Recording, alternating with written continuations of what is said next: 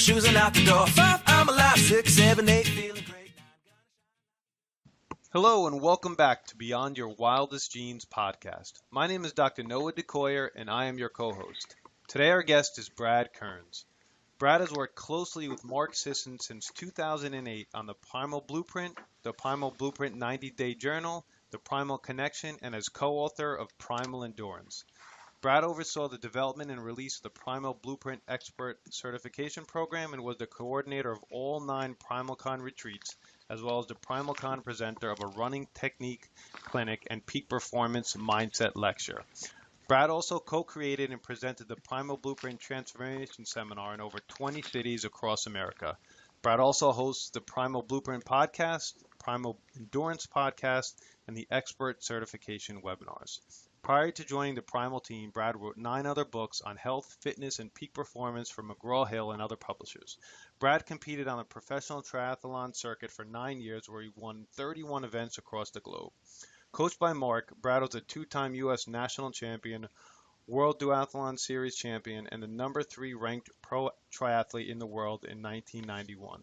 Brad is the founder and executive director of a nonprofit organization promoting cardiovascular fitness for kids in North California called Running School. Brad graduated cum laude from UC Santa Barbara in 1985, majoring in business, economics, and minoring in running, injuries, and serving. Whoa, that was a mouthful. How are you today, Brad? Hello, Brad. Great to hear you. So glad you're on. Let's get started right away and tell me about Primal Endurance. Well, this is a book project that's been really special for Mark and I to engage in because we have such a long history in the endurance scene, having both been old-time competitive athletes, and Mark was my coach when I was racing on the professional circuit. We haven't been involved in many, many years because we've been promoting the primal movement and actually, in a lot of cases, criticizing the endurance movement because the mainstream approach is so overly stressful and ill-advised, and people are enjoying these events. There's a boom being experienced in all the assorted endurance events like triathlon and marathon running and Spartan racing and all these new adventures. But generally speaking, the athlete out there is pursuing these goals in a manner that's increasing their stress level in their life and compromising their health. So what we wanted to do was blend the primal principles of honoring your genetic requirements for health and balancing stress and rest, and then taking these training principles that we've believed in and adhered to for so long and coached others to follow, generally a less stressful, less regimented approach than is commonly believed to be effective. So this book is hopefully setting up a new paradigm and revolutionizing the approach to endurance sports so that people can embrace a less stressful, more intuitive, more enjoyable, less time-consuming commitment to pursuing these goals. So break down for us a few things that are wrong, quote-unquote wrong, the conventional approach to endurance training. Oh, gee, I'm good at this because I get approached all the time by people, and they say, "Hey, Brad, can you help me train for this marathon? You have some advice?" And I'm like, "Yeah, my first advice is do a 13.1 instead of a 26.2." I mean, because we have these arbitrary goals that are set up by, in a lot of cases, it's marketing hype and tradition that doesn't have a lot of significance to our busy daily lives and the other time commitments and responsibilities we have. So, the marathon's 26 miles because of the Greek soldier Phidippides that ran that distance in the lore. But he collapsed and died when he finished his run. And the Ironman, the ultimate accomplishment in triathlon, is sort of 3 arbitrary distances that are extreme in length and not really suitable as a goal for anyone but a select few people that have all kinds of time and energy to train for an event that extreme. So, I feel like the world would be better off if marathon was 13 miles and Ironman was half the Ironman. Right. So that's my first starting point, is like, why don't you align the goals with your lifestyle and all the other considerations that'll make it facilitate a more balanced approach than this daunting task that's kind of over your head, and you feel intimidated and anxious about it. And so therefore you push yourself too hard with too much time spent working out and not enough time spent resting because you're insecure about your chances of completing such a crazy challenge. Now, I'm historically a runner as well, and I've run the marathons and the half marathons and some early Spartan races. And when I was, and even in high school, when I was going through all these 5Ks and 10Ks, every night before a race, there was this gigantic pasta dinner, right? Because we were told that we had to refuel or fuel eating loads of pasta, loads of bread. I know there's a different way, and I know there's a better way. How can we transition from being a carb-dependent athlete or runner to a fat-burning beast where we're using ketones as energy as opposed to glucose? Well, that's a great question. It seems to be the operative question, and in many ways, the most important element of transitioning from the overly stressful mainstream approach that's characterized by carbohydrate dependency. So what happens is if you're locked into this chronic pattern, we call it chronic cardio or chronic exercise pattern, you're training a little bit too hard, a little bit too high of a heart rate, doing it too frequently with insufficient rest in between. So you're locked in a chronic pattern and you're depleting yourself over and over on a regular basis. You're doing these depleting workouts that are fatiguing, exhausting, and leave you hungry for carbohydrates because that's the fuel that you burned up when you were working out. When you're working out at an elevated heart rate, a heart rate that's too high to be properly aerobic, you're burning a greater percentage of glucose and a less percentage of fat.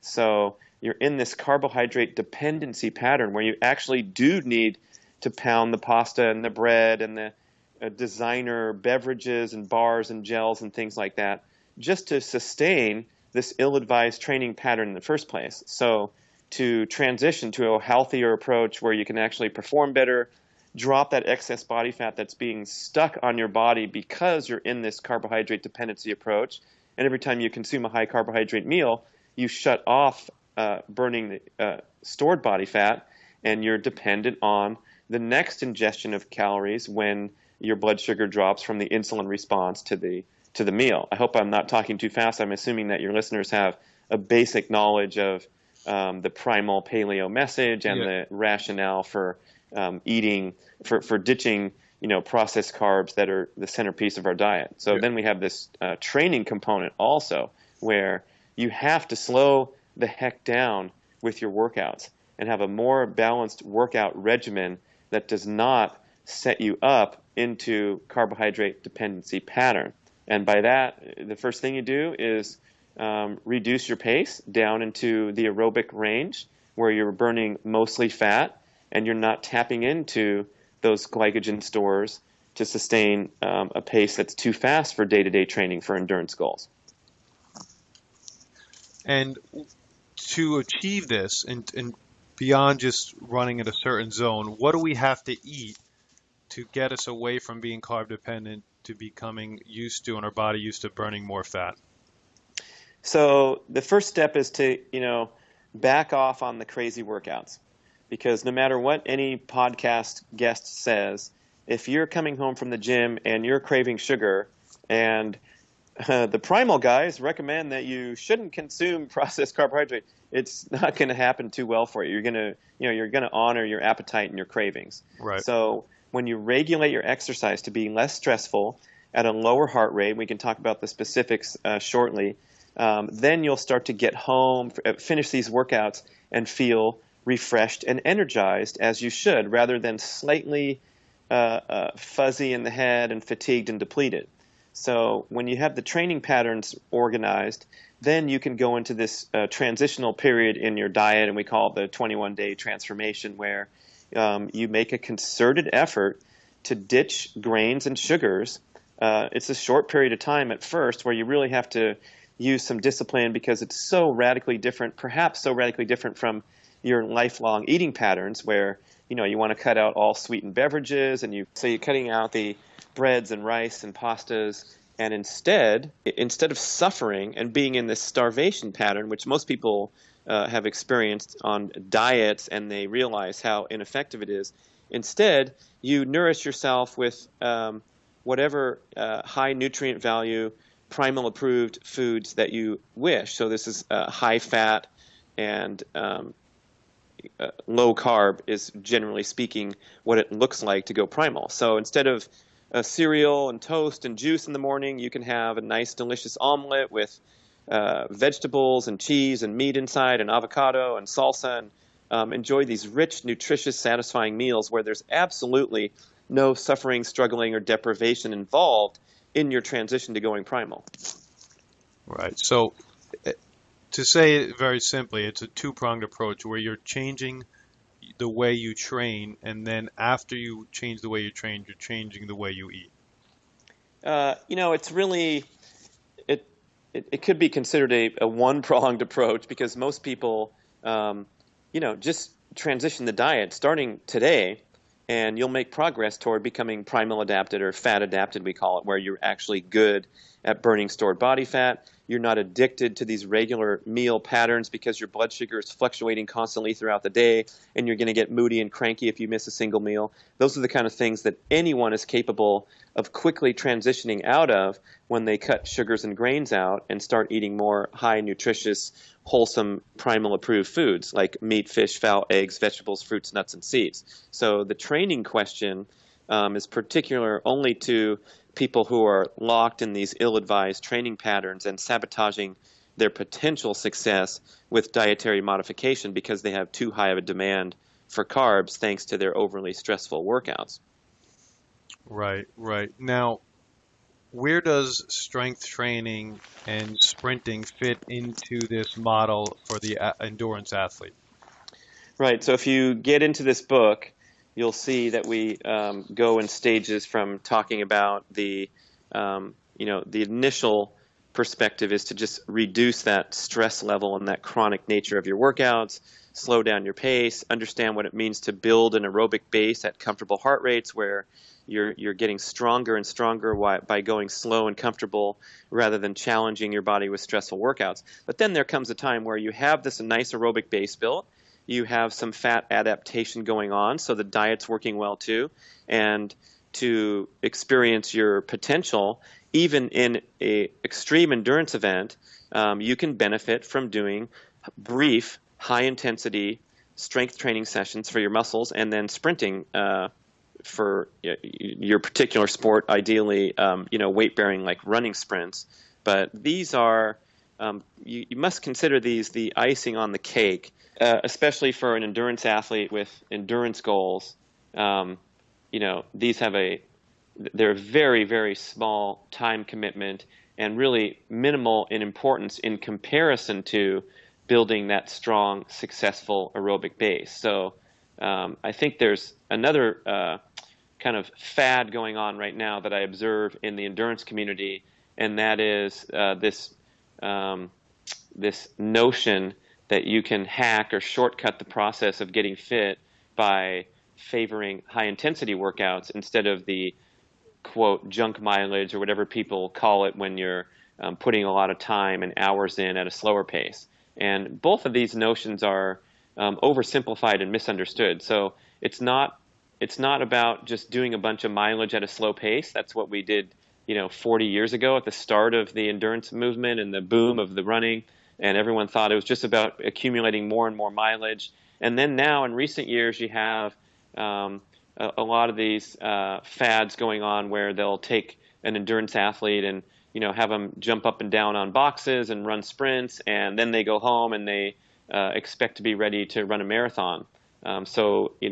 It's a sensible marrying of the two types of training: the comfortably paced aerobic workouts, and then some brief high-intensity strength and sprint workouts. And the reason those have any role whatsoever is because it's difficult to put yourself under tremendous challenging load that you find, let's say at mile 20 of the marathon proceeding to mile 26. I mean, you're going to get a training effect from making that last 6 miles. You're pushing your body to the very edge and challenging your musculature and your the breakdown of your supporting muscles.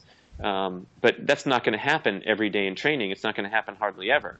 But if you go into a gym and obviously working up to it, whatever your competency is, but if you can put yourself under load with weight-bearing squats, that's going to have a phenomenal effect on your ability to sustain your pace and especially your technique as you fatigue during your long-distance aerobic workouts. Makes perfect sense to me. What is the target heart range for that regular running workout that we're talking about? Yeah, a very important question, because when people say, "Oh, I'm just taking it easy. I'm doing an easy workout today. I'm honoring the great principles of training, not to push yourself too hard." And what they do is they go out there and they train at a heart rate that's too elevated. So Right. The secret to properly building an aerobic base and aerobic training in general is to stay at or below what's called your maximum aerobic heart rate. Not your maximum heart rate, but your maximum aerobic heart rate is defined as the point where maximum aerobic benefits occur with a minimal amount of anaerobic stimulation. So it's a very, very easy and comfortable heart rate where you're conversational, you can carry on a conversation and not get out of breath. One thing I mentioned in the book is you can actually breathe through your nose and get enough oxygen because you're going at such a comfortable pace. But those subjective efforts are much less effective than actually getting a heart rate monitor and using Dr. Phil Maffetone's formula for defining your maximum aerobic heart rate as 180 minus your age.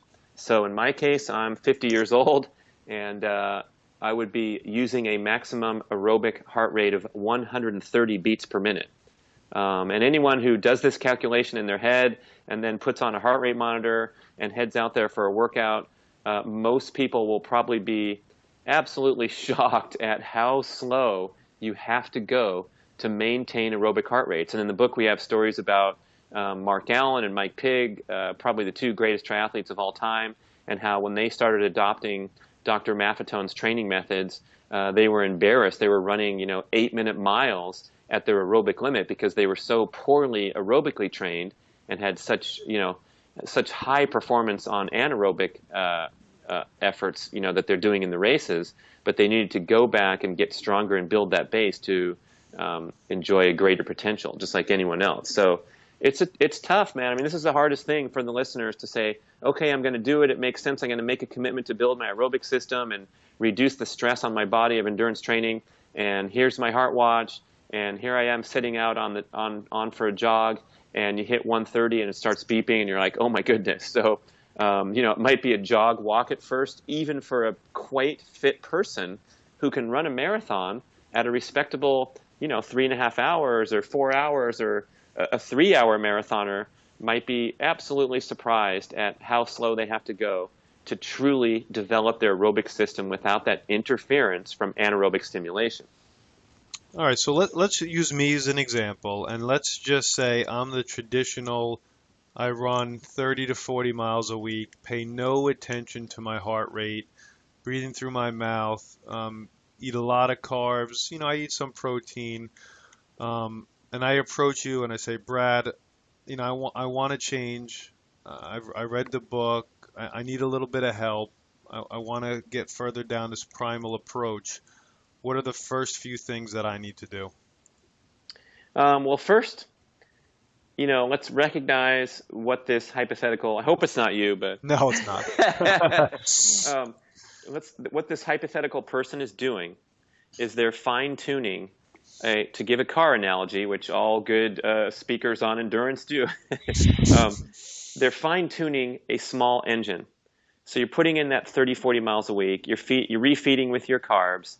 You're not very good at burning fat because you're on that carb pattern.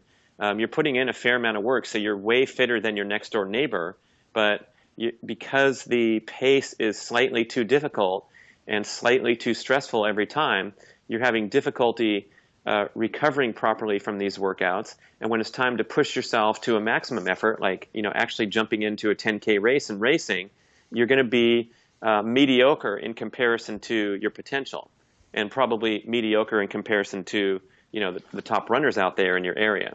So it involves backing up and taking a big picture approach about what you want to do with your endurance goals. And if you really want to get faster and understand what it feels like to be kind of, an elite type of athlete for whatever your parameters and restrictions are, you can get so much more out of your body when you have the patience to slow down and build your mitochondrial engine and your fat-burning enzymes and get really, really good at burning fat at a slower pace. So then the magical thing that happens is your heart rate is set at 180 minus your age. Okay, it's going to change 1 beat every year if you're using the calculations, but the heart rate doesn't change.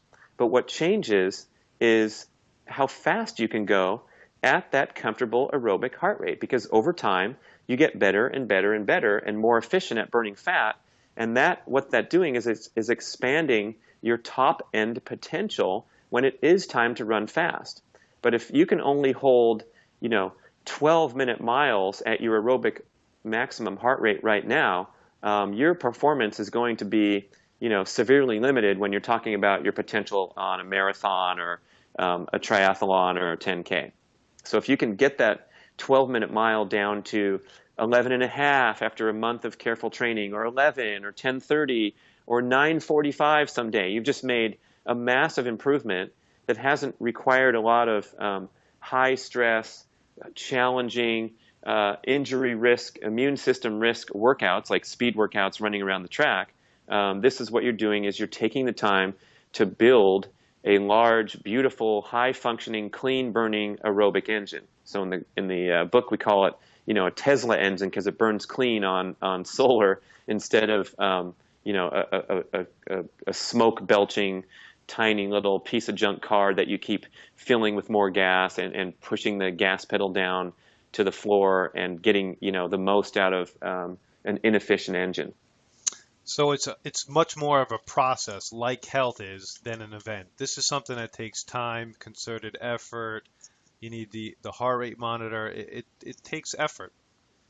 It takes some discipline, because basically the profile of the endurance athlete, highly motivated, goal-oriented, driven, focused, linear thinking, just like they made it through law school or they climbed up the corporate ladder with this linear approach.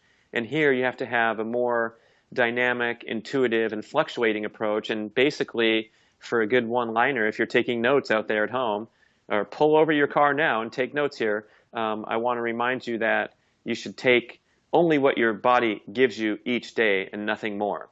So if you're tired, dragging, your motivation is flagging, that's not a good day to go push yourself and do a workout for the sake of adhering to some predetermined schedule. It's a good day to rest, take it easy, pay attention to those subjective signs. Andrew McNaughton, former all-time top professional triathlete on the circuit in the 80s and early 90s, he's in there talking about how he learned after many, many years and decades at the top of the sport and coaching athletes, including some of the top athletes in the world, he realized that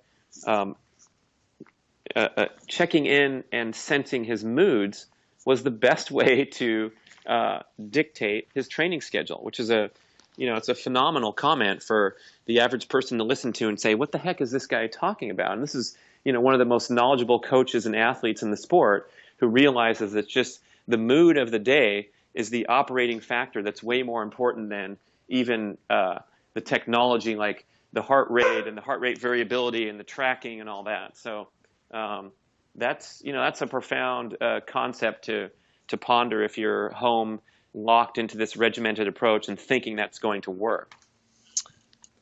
It seems like having a heart monitor is pretty important. I know that you running at a conversational pace is a good way to start. Is there a heart rate monitor that you recommend?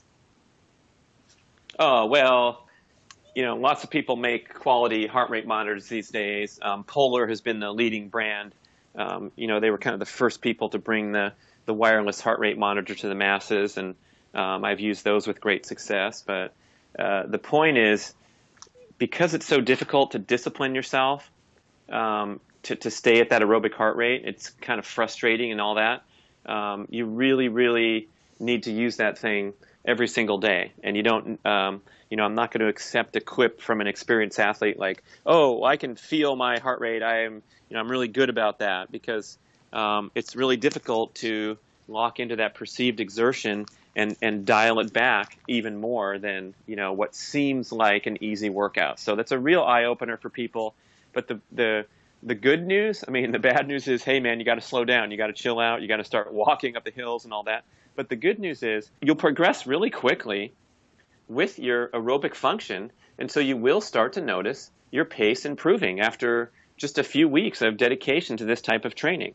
And how do you do that? You perform what's called a MAF test, a maximum aerobic function test. And that is simply going to the same venue every time. So let's say you go to a running track, if you're a runner, and you run 8 laps around the track while trying to maintain a heart rate as close to 130 beats a minute as possible. That's my example. Or however old you are. If you're 40, it's 180 minus your age is 140. So you get onto that track and you escalate your pace right up to 140, and you try to peg it there. It's going to go 142, 139, 141, whatever. But you complete this test at your aerobic heart rate and then time yourself. So your first time out, like I said, hey, if you're running 12-minute miles, that's 8 laps is 2 miles, that's 24 minutes, and you're going to try to beat that 24-minute time the next time you step on the track.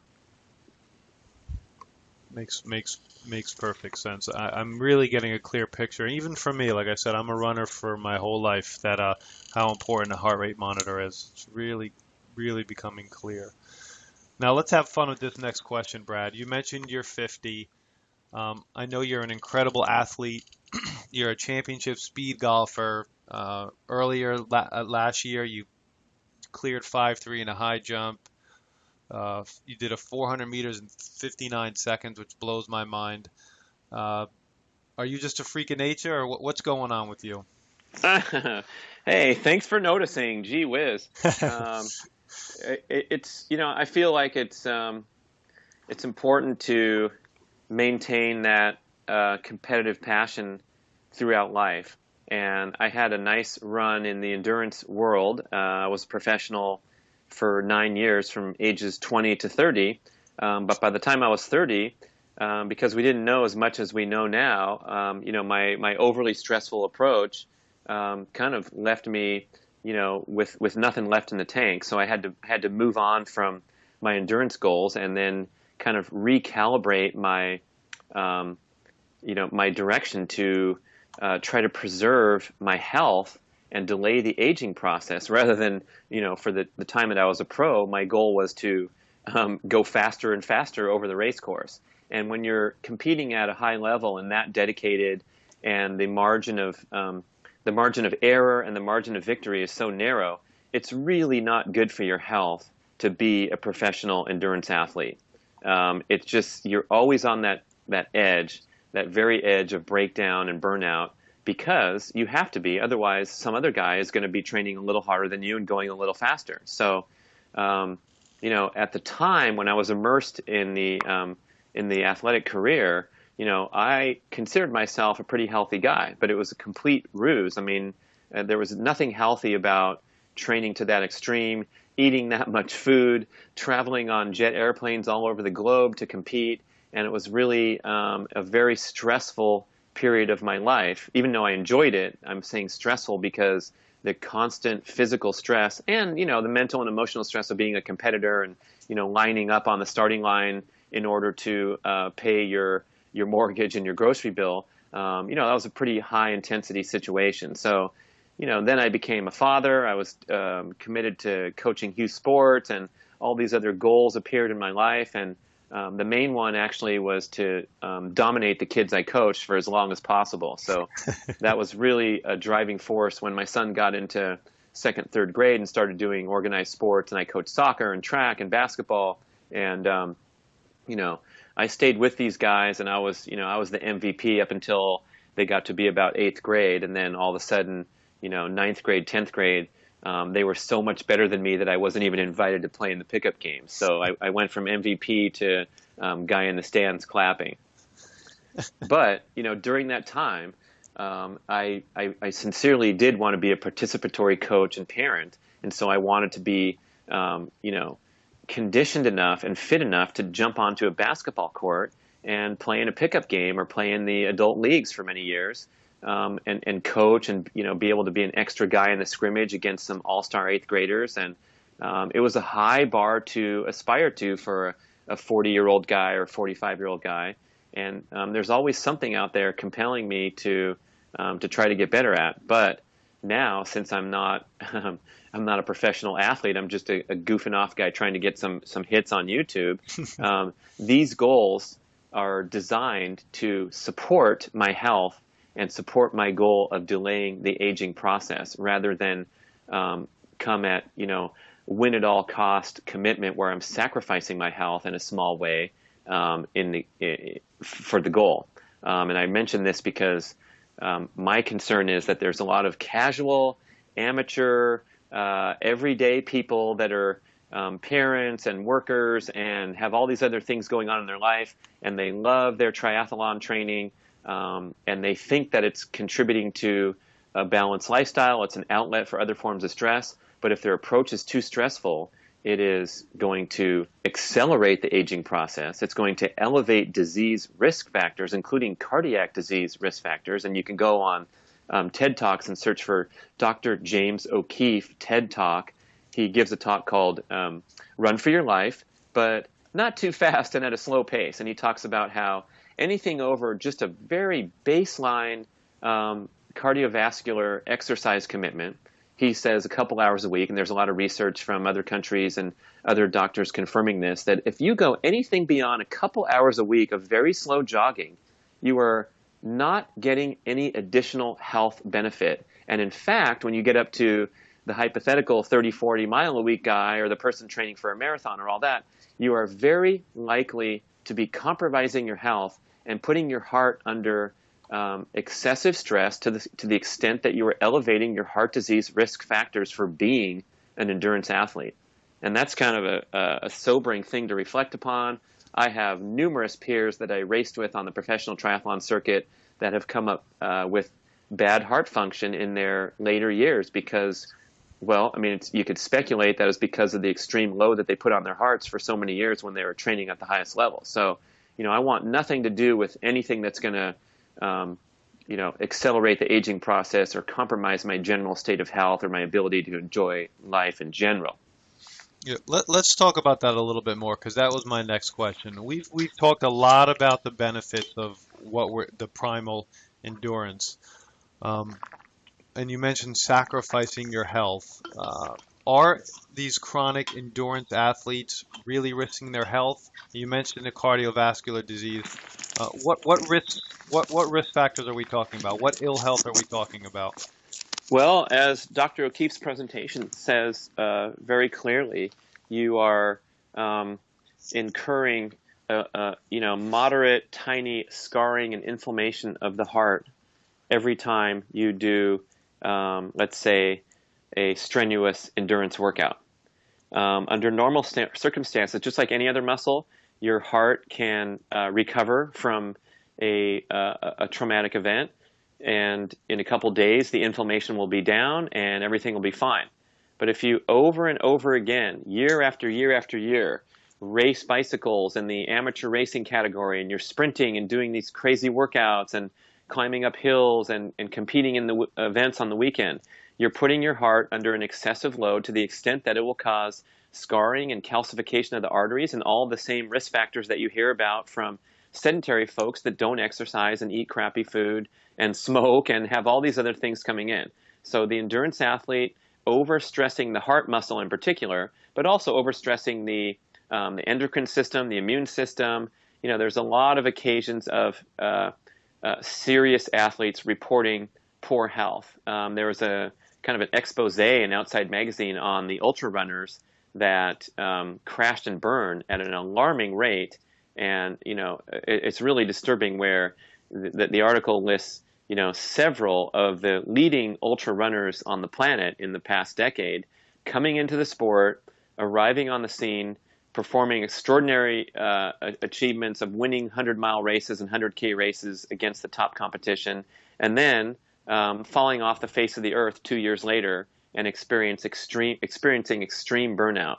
I think that the article is called Running on Empty in Outside Magazine, but there's numerous similar themed articles and studies popping up where we're noticing that you can get into this high stress mode. You can ask your adrenal glands and all the stress components in your body to rise to the occasion.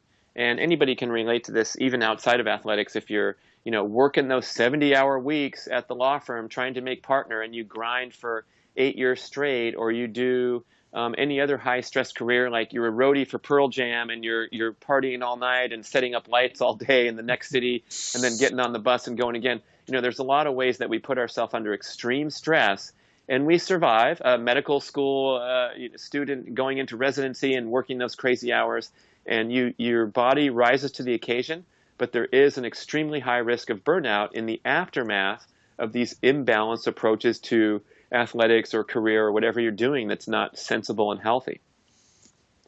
I agree. Now, the Primal Endurance book is obviously a great place to start, but tell us a little bit how the Primal Blueprint Expert Certification would help and would be really interesting for some people to look into.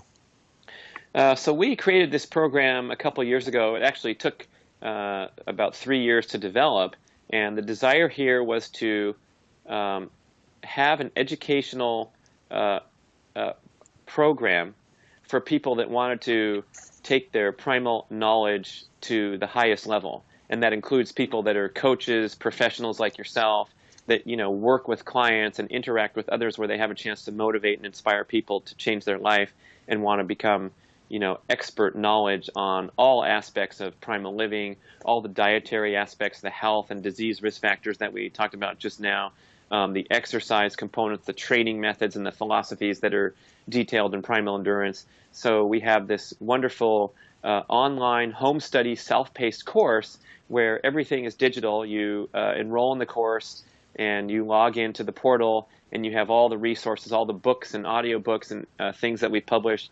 But the centerpiece of the course is the reading material and the examination process, where you have to take an exam after 13 modules and show your competency on the various topics that are exactly aligned with the content in the Primal Blueprint 21-day Total Body Transformation book.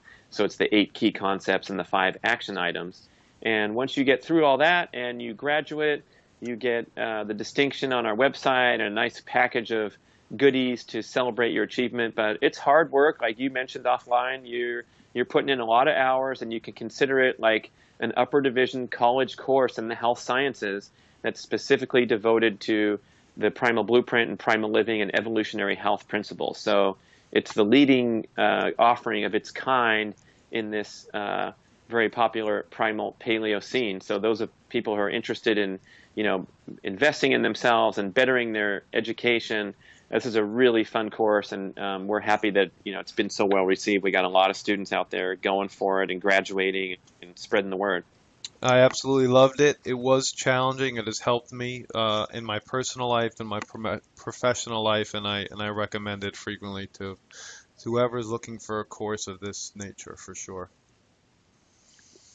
Yeah, thanks for mentioning that, Noah. And the readers, the talk we've had about endurance stuff. If you're an endurance athlete, even a casual person who just has a commitment to cardio, you're not saying you're a big competitor trying to go race around the world like I mentioned, but anyone who's pursuing endurance goals of any level will benefit greatly from this primal endurance approach, because there's unique considerations when you're an endurance athlete that you got to preserve your health. And it's just to be frank right now, it's not happening. I'm not very impressed with the conventional approach. I see people that are tired, broken down.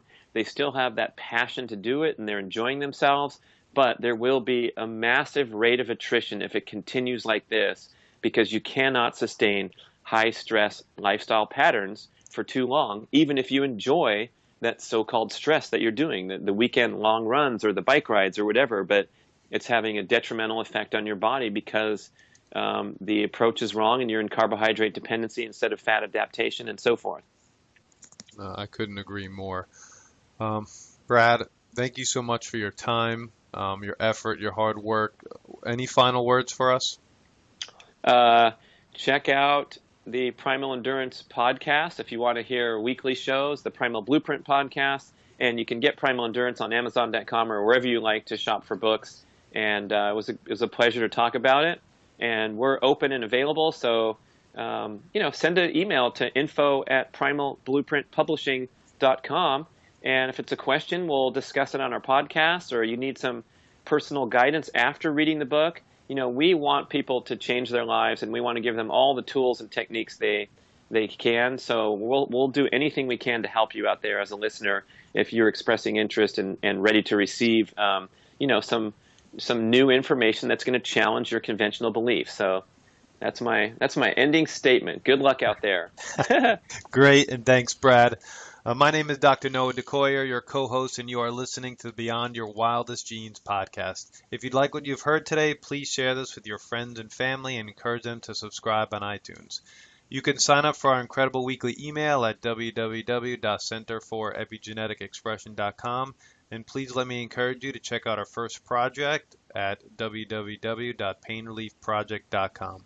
Thank you, and as my oldest son Hayden says, be awesome and never unawesome.